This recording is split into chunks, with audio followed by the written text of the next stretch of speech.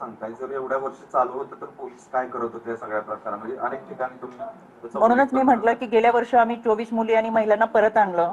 हे आम्ही पोलिसांच्या मदतीने, ह्युमन ट्रॅफिकिंगच्या मदतीनेच परत आणू शकलो.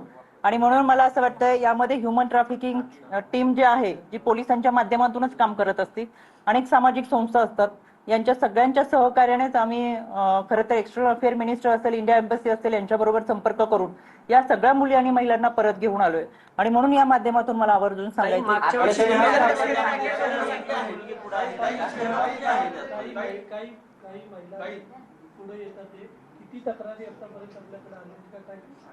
बऱ्याचशा गोष्टी मला असं वाटतं, मी सुरुवातीपासून सांगते की काही गोष्टी सांगताना आता ठेवलेल्या आहेत त्या पुढच्या याच्यामध्ये सांगू.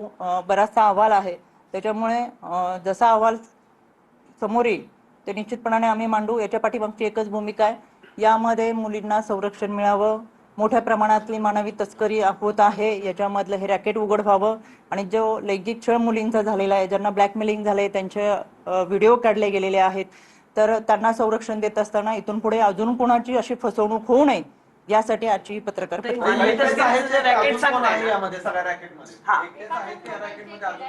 त्याला धरून अजून एक प्रश्न, तुम्ही जे मानवी तस्करीचं रॅकेट सांगता ना, ज्याची प्रेस तुम्ही मागे घेतली होती, त्या मानवी तस्करीचा पण खेबलकरांशी संबंध आहे का? म्हणजे सगळ्याच मानवी तस्करींचा संबंध आहे का? आणि तो एक प्रश्न. गेल्या वर्षी जी प्रेस घेतली होती त्याच्यामध्ये मस्कत, ओमान, दुबई या परराज्यामध्ये असलेल्या मुलींची जी तस्करी झाली होती, त्यांना भारतात आणि महाराष्ट्रात आपण परत घेऊन आलो होतो त्या अनुषंगाने, आणि त्या सगळ्यांना आपण सुरक्षितरित्या महाराष्ट्रात आणलं होतं. आणि अशा पद्धतीने कोणी एजंटगिरींना फसू नये याच्यासाठीची प्रेस होती, आणि इतक्या चांगल्या पद्धतीने आपण मुली आणि महिलांना महाराष्ट्रात आणलं होतं.